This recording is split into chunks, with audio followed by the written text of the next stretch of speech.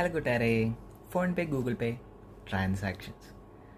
ഒരു കസ്റ്റമർ ഒരു കടയിൽ നിന്നും 500 രൂപ വില മതിക്കുന്ന ഒരു സാധനം വാങ്ങുന്നു. ആ കസ്റ്റമർ അതിൻ്റെ പേയ്മെൻറ്റ് നടത്തുന്നത് ഫോൺ പേ, ഗൂഗിൾ പേ വഴിയാണ്. 500 രൂപ അപ്പം തന്നെ അക്കൗണ്ടിൽ, കടക്കാരുടെ അക്കൗണ്ടിൽ ഇട്ട് കൊടുക്കുകയും ചെയ്തു. നമ്മുടെ പണപ്പെട്ടിയിൽ നിന്ന് 500 രൂപ ക്രെഡിറ്റ് എന്ന് കേൾക്കുകയും ചെയ്തു. അപ്പോൾ അങ്ങനെ ഇരിക്കെ നമ്മുടെ കടക്കാരൻ, നമ്മുടെ സ്റ്റോറിൻ്റെ ഓണർ പാസ്ബുക്ക് എടുത്ത് നോക്കുമ്പോൾ ഈ 500 രൂപയ്ക്ക് പകരം 495 രൂപയെ അദ്ദേഹത്തിൻ്റെ അക്കൗണ്ടിൽ ക്രെഡിറ്റ് ആയിട്ടുള്ളൂ. അപ്പോൾ 5 രൂപ നഷ്ടം അല്ലേ? ഇവിടെ എന്താണ് സംഭവിച്ചതെന്ന് വെച്ചാൽ, ഗൂഗിൾ പേ, ഫോൺ പേ എന്ന് പറയുന്ന പേയ്മെൻറ്റ് പ്ലാറ്റ്ഫോമുകൾ അവരുടേതായിട്ടുള്ള ഒരു സർവീസ് ചാർജ് ഈടാക്കും.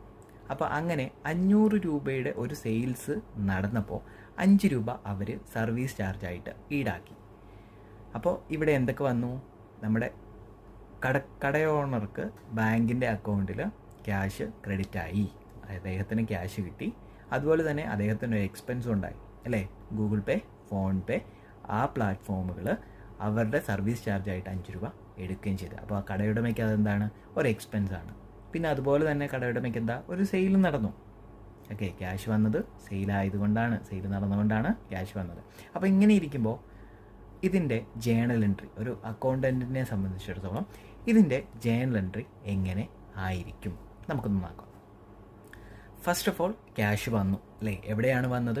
ബാങ്കിലാണ് വന്നത്. അപ്പോൾ ബാങ്ക് അക്കൗണ്ട് ഡേറ്റർ എത്ര രൂപയാണ് വന്നത്? 495 രൂപ. ബാങ്ക് അക്കൗണ്ട് ഡേറ്റർ 495 രൂപ. പിന്നെ ഒരു എക്സ്പെൻസ് ഉണ്ടായി പുതിയതായിട്ട് അല്ലേ? Google pay, phone pay. Google Pay or PhonePe charges account ഡേറ്റർ എത്ര രൂപയാണ്? 5 രൂപ. ടു സെയിൽസ് 500 രൂപ. ഒന്നുകൂടെ പറയാം, ബാങ്ക് അക്കൗണ്ട് ഡേറ്റർ 495 രൂപ. Google Pay or PhonePe charges account debtor 5 രൂപ. To sales. ഇതാണ് ഇതിൻ്റെ ജേണൽ എൻട്രി എന്ന് പറയുന്നത്. ഇതുപോലെയുള്ള കൂടുതൽ വീഡിയോകൾ കാണാനായിട്ട് ചാനൽ ഒന്ന് സബ്സ്ക്രൈബ് ചെയ്യണേ.